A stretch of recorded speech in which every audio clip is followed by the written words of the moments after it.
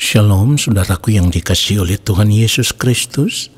Kita jumpa lagi di dalam kasih Tuhan Yesus Kristus. Dan selalu yang menjadi doa dan harapan saya, biarlah berkat Tuhan, kasih, sukacita dan damai sejahtera Allah senantiasa memenuhi kehidupan Bapak Ibu Saudara sekalian. Mari kita siapkan hati kita untuk masuk dalam doa syukur saat ini. Saudaraku, satu hal yang harus kita mengerti, selama kita masih hidup di dunia ini, persoalan itu tetap ada, masalah itu akan tetap ada. Tetapi ketika kita mau bersandar kepada Tuhan, ketika kita mau berharap kepada Tuhan, lewat persoalan hidup itu, kita melihat rancangan Tuhan yang indah. Haleluya. Bila ada persoalan, janganlah putus asa. Bila datang pencobaan, pandanglah pada Tuhan. Semua yang kita alami, Tuhan tahu dan mengerti. Dalam badai pencobaan, ada rancangan yang indah.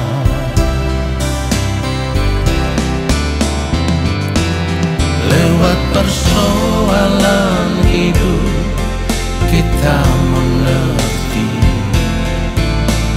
apa yang Tuhan ajarkan.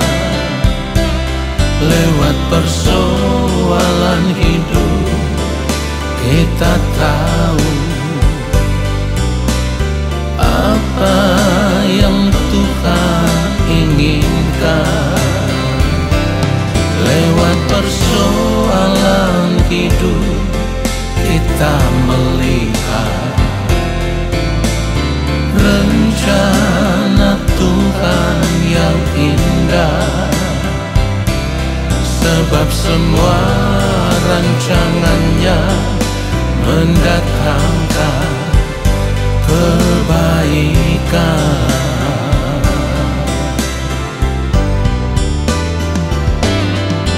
Tetaplah percaya bahwa Allah itu setia. Dia tidak pernah meninggalkan orang-orang yang mau terus bersandar kepadanya, orang-orang yang mau terus mencari Dia, orang-orang yang hanya mau hidup melakukan kehendak-Nya. Ingat baik, mata Tuhan selalu tertuju kepada orang-orang benar yang mau hidup melakukan kehendak-Nya. Semua yang kita alami, Tuhan tahu dan mengerti. Dalam badai pencobaan, ada rancangan yang indah.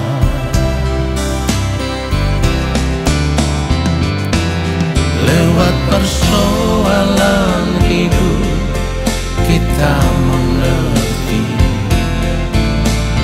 apa yang Tuhan ajarkan. Lewat persoalan hidup, kita tahu apa yang Tuhan inginkan. Lewat persoalan hidup, kita melihat rencana Tuhan yang indah. Sebab semua rancangannya mendatangkan kebaikan.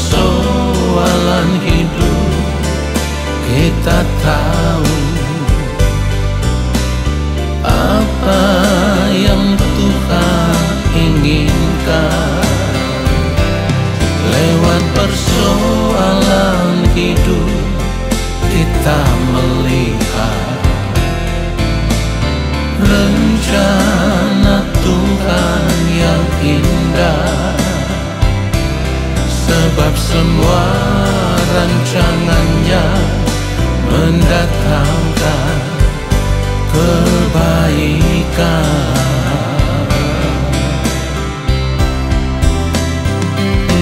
Sebab semua rancangannya mendatangkan kebaikan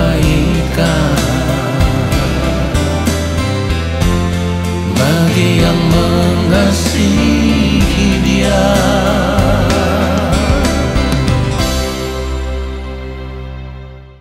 Mari kita berdoa. Bapa yang Maha Kudus, Allah yang Maha Mulia, Allah yang Maha Agung, saat ini kami ada di hadirat-Mu. Kami mau duduk diam di kaki-Mu ya Tuhan, dan kami mau menanti-nantikan firman-Mu. Berbicaralah bagi kami, sebab hamba-Mu ini hanyalah alat. Taruhlah setiap perkataan kebenaran Tuhan di dalam mulut hamba, supaya apa yang hamba sampaikan, itulah kebenaran yang Bapa kehendaki, dan kebenaran itulah yang akan mengubah kami, membentuk kami menjadi pribadi seperti yang Bapa di sorga kehendaki. Di dalam nama Tuhan Yesus Kristus, kami siapkan hati kami untuk kebenaran firman Tuhan saat ini. Amin. Saudara yang dikasihi oleh Tuhan Yesus Kristus, kita akan membaca kebenaran firman Tuhan. Roma 12 ayatnya yang kedua. Janganlah kamu menjadi serupa dengan dunia ini, tetapi berubahlah oleh pembaharuan budimu, sehingga kamu dapat membedakan manakah kehendak Allah, apa yang baik, yang berkenan kepada Allah, dan yang sempurna. Saudaraku, kita harus menyadari bahwa segala sesuatu yang terjadi di dalam hidup ini, semuanya pasti terjadi dalam kontrol Tuhan. Atau dengan kata lain, dalam izin dan perkenanan Allah.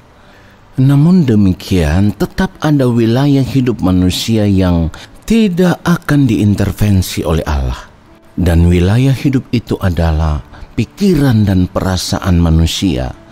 Pikiran perasaan manusia ini di dalamnya ada kehendak atau dapat melahirkan kehendak.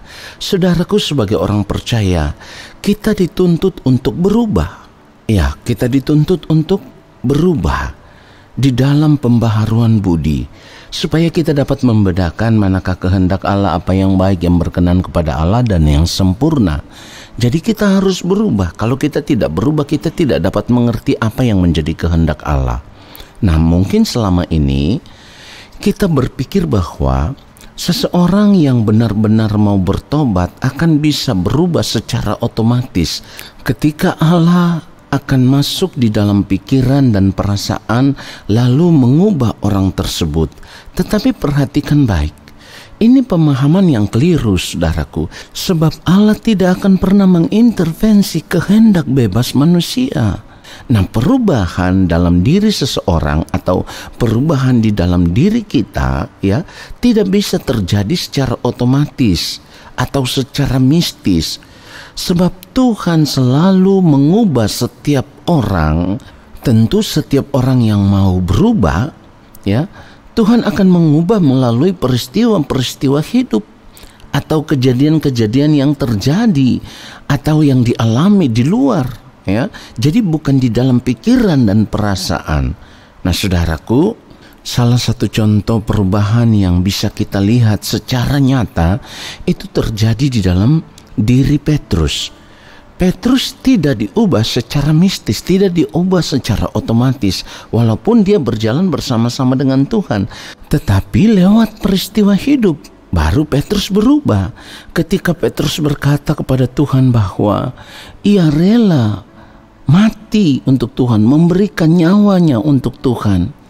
Tetapi Tuhan berkata kepada Petrus, "Petrus, sebelum ayam berkokok, engkau sudah menyangkal aku 3 kali." Nah, saudara perhatikan itu. Dan itu terjadi ketika Tuhan Yesus ditangkap. Lalu orang-orang mulai menuduh, kamu juga bersama-sama dengan dia. Petrus menyangkal. Dan Petrus menyangkal Tuhan sampai 3 kali. Kemudian ayam berkokok. Disitulah Petrus ingat akan perkataan Tuhan Yesus. Dan kemudian Petrus berubah dengan luar biasa. Sampai pada akhirnya ketika Tuhan Yesus bangkit. Dan sebelum ia kembali ke surga, Tuhan Yesus bertanya kepada Petrus, seperti yang ditulis di dalam Yohanes 21 mulai ayat yang ke-15. Sesudah sarapan Yesus berkata kepada Simon Petrus, Simon anak Yohanes, apakah engkau mengasihi aku lebih daripada mereka ini?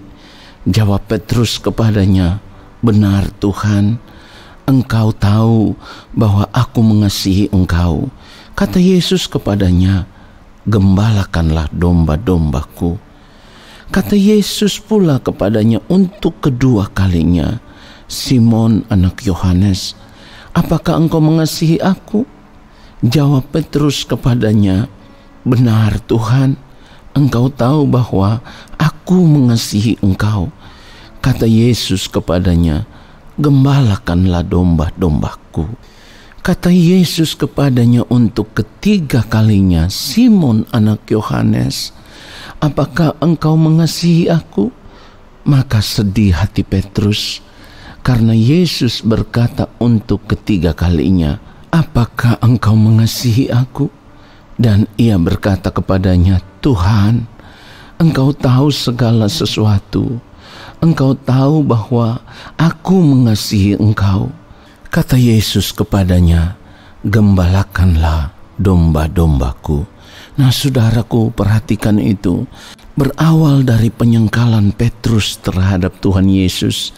Lalu kemudian ketika Tuhan Yesus bangkit, ia bertanya lagi kepada Petrus. Itulah yang membuat Petrus sedih hatinya dan ia menangis. Lalu kita melihat sampai akhir hidupnya dia rela menderita untuk Tuhan.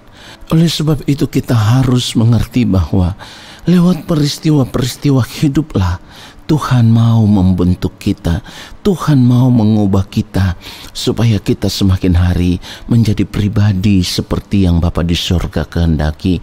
Itulah kenapa di dalam Roma pasal yang ke-8 ayat 28 firman Tuhan katakan, kita tahu sekarang bahwa Allah turut bekerja dalam segala sesuatu untuk mendatangkan kebaikan bagi mereka yang mengasihi Dia, yaitu bagi mereka yang terpanggil sesuai dengan rencana Allah. Oleh sebab itu saudaraku, seberat apapun peristiwa hidup yang Tuhan izinkan itu terjadi di dalam kehidupan kita, ketika kita sungguh-sungguh mau mengasihi Tuhan, peristiwa hidup yang kita alami itu harus kita lihat sebagai pembentukan Tuhan atas hidup kita.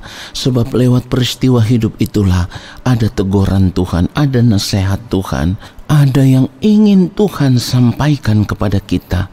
Oleh sebab itu kita dituntut punya kepekaan. Dan ingat baik, semua yang terjadi tidak akan pernah melebihi kekuatan kita sebagai manusia.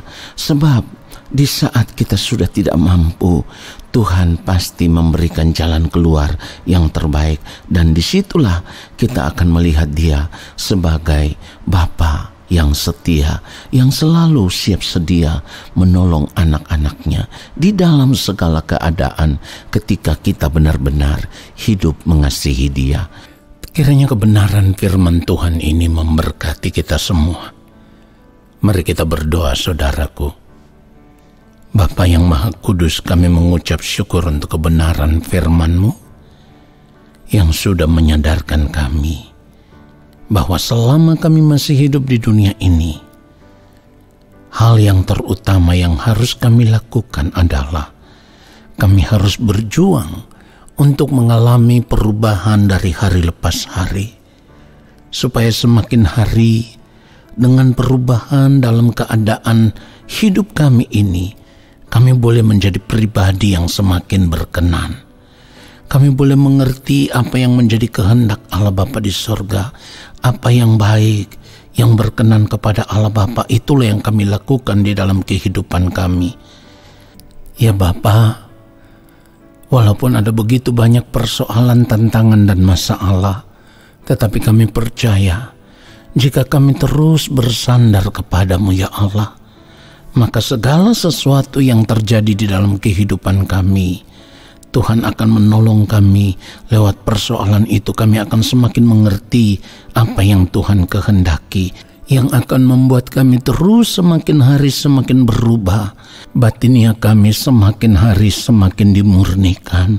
Terima kasih Bapa untuk kebenaran firman-Mu yang menyadarkan kami, sebab jika kami tidak mengambil keputusan untuk berubah menjadi pribadi seperti yang Bapa kehendaki, maka kehidupan kami menjadi sia-sia. Terima kasih Allah Roh Kudus, kami bersyukur untuk kebenaran firman-Mu. Dan saat ini kami semua mengangkat tangan di hadapan Bapa di sorga. Kami percaya Engkau akan menurunkan tangan dan memberkati kami.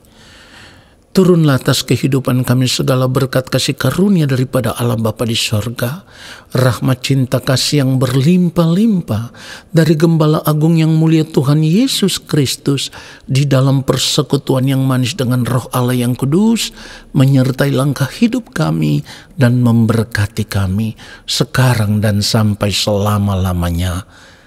Amin. Saudaraku, terima kasih sudah mengikuti doa syukur hari ini. Sampai jumpa dalam doa syukur besok hari. Tuhan Yesus memberkati kita semua. Shalom.